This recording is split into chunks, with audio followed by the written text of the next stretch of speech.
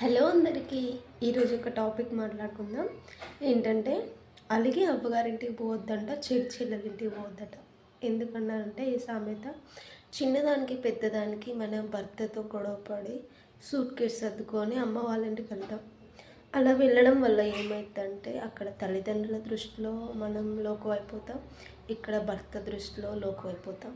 కాబట్టి ఎంత పెద్ద ప్రాబ్లం అయినా సరే, భర్తతో మనకి ప్రాబ్లం ఉన్నా మనతో భర్తకు ఉన్నా కూడా ఇద్దరు కూర్చొని మాట్లాడుకొని మనం క్లియర్ చేసుకోవాలి.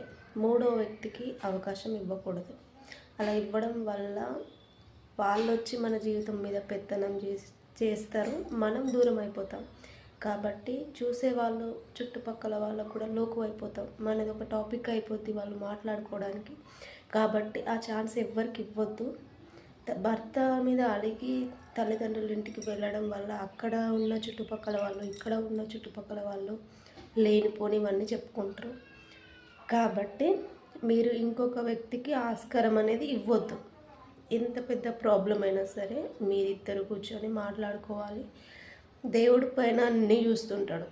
ఎవరికి ఎట్లా బుద్ధి చెప్పాలో అట్లా చెప్తాడు. కాకపోతే టైం పడుతుంది అంతే.